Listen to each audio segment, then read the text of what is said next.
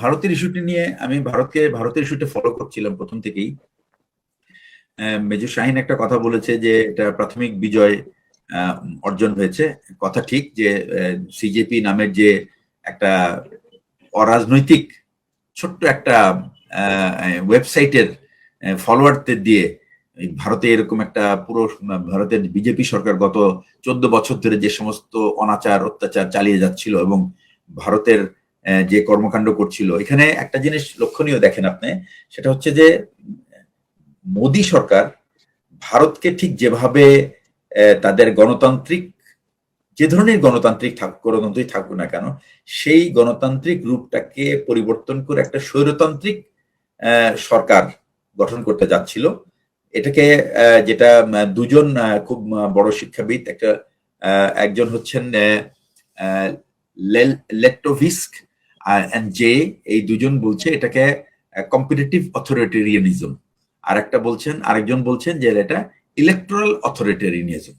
তো এটা মানে অর্থাৎ যে আমরা এতকাল শুনে এসেছি যে সামরিক স্বৈরাচার, কিন্তু তাদের এই যে দুজনের কথা বললাম, তারা বলছে যে পৃথিবী এখন এমন এক ধরনের শাসকের দিকে যাচ্ছে যারা হবে নির্বাচিত স্বৈর শাসক। অর্থাৎ তারা নির্বাচন করবে এবং নির্বাচিত হয়ে আসবে, কিন্তু তাদের বিহেভিয়ার হবে স্বৈর শাসকদের মতো। এবং এই কাজটাই কিন্তু শেখ হাসিনা, যদি দেখেন আপনি 2009 সালে যখন সে নির্বাচিত হয়ে আসলো, শেখ হাসিনা কি করলো?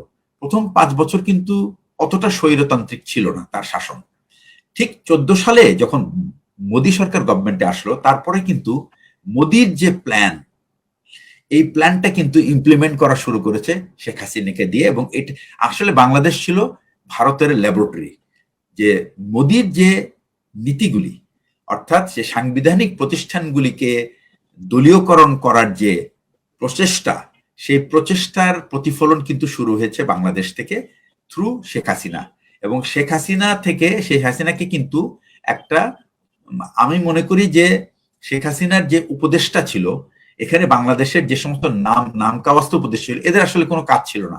এদের কাজ ছিল ধরেন এই সমস্ত কিছু কন্ট্রাক্ট নেওয়া, দালালি করা, টাকা পয়সা বানানো। এটা আমরা দেখেছি যে সামরিক উপদেষ্টা জেনারেল তারেক ছিল, উনি আমার মনে হয় উনি সামরিকের শয়ের ধারে কাছে ছিল না। উনি ছিল এক ধরনের, হি ওয়াজ জাস্ট এ ক্রিমিনাল।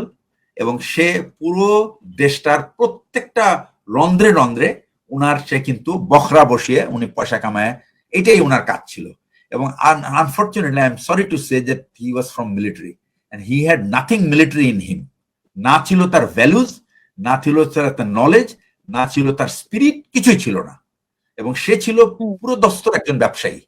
এবং সে বিভিন্ন জায়গায় এই জমি কেড়ে নেওয়া এবং যত রকম ঝামেলা সে তার করেছে, এগুলি সব কিন্তু সব অর্থনৈতিক স্বার্থে করেছে।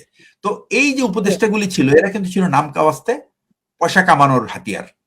তাহলে আসল উপদেশ কি দিয়েছে? আসল উপদেশ দিয়েছে ওই পার থেকে, যে রাষ্ট্রকে কিভাবে ধ্বংস করতে হয়, বিচার ব্যবস্থাকে ধ্বংস করা, তারপরে কি করা, যে ইলেকশন কমিশনকে ধ্বংস করা, তারপরে প্রশাসনকে ধ্বংস করা। এবং এই কাজগুলি কিন্তু মোদী শুরু করেছে গত 14 সাল থেকে, কিন্তু একইভাবে করছে, বাট একটু ডিফারেন্ট ফর্মে করছে।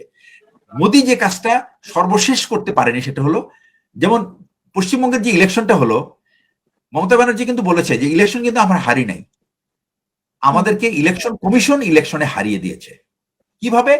ওই যে এসআইটি আর এনআইডির যে চক্কর, এই চক্করে 7 লক্ষ ভোটারকে তারা বাতিল করে দিয়েছে, বোনাফাইড ভোটার। তো 7 লক্ষ ভোটার যখন তালিকা থেকে বাদ পড়ে যায়, তখন কিন্তু একটা বিরাট ভোট ব্যাংক চলে যায়।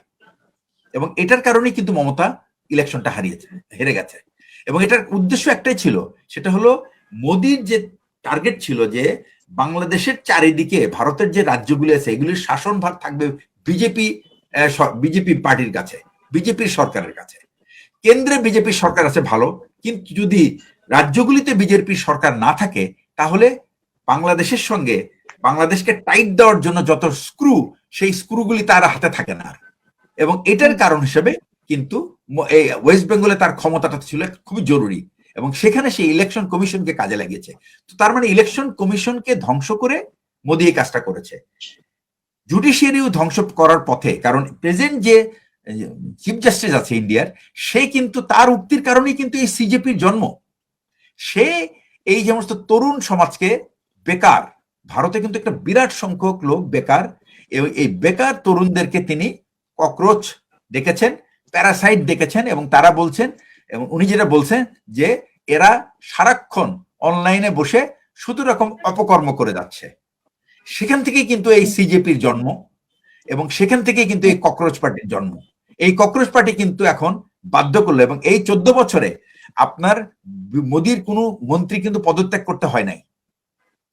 আর মোদি কি করলো, প্রত্যেকটা পলিটিক্যাল পার্টি তার অপোজিশনকে সে কিন্তু ইডি এবং সিআইবি দিয়ে হেনস্থা করে হয় তাদেরকে জেলে ঢুকিয়েছে, না হলে জেলে ঢুকানোর পরে বের করে এনে তার পার্টিতে জয়েন করাইছে।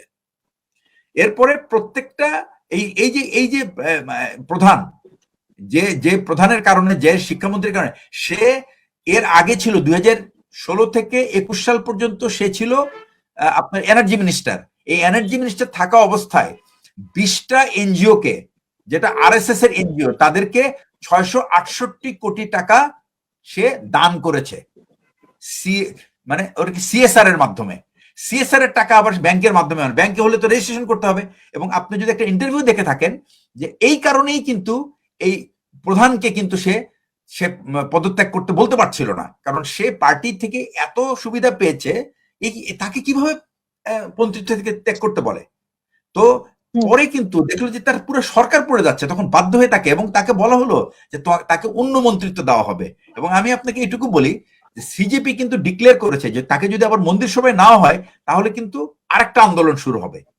তো এই যে একটা পরিস্থিতি, তাতে এটাতে কিন্তু স্মরণ করিয়ে দিচ্ছে, মোদিকে সাবধান করে দিচ্ছে যে মোদির কিন্তু সেই দিন আর নাই। ওই হাসিনা ফর্মুলাতে মোদির সমস্ত সাংবিধানিক প্রতিষ্ঠানকে তার দলীয় করে বিজেপিকরণের যে চেষ্টা, সেটা আর বোধহয় সফল হবে না। তো এটাই বলি, আমি আমার বক্তব্য শেষ করছি। Thank you.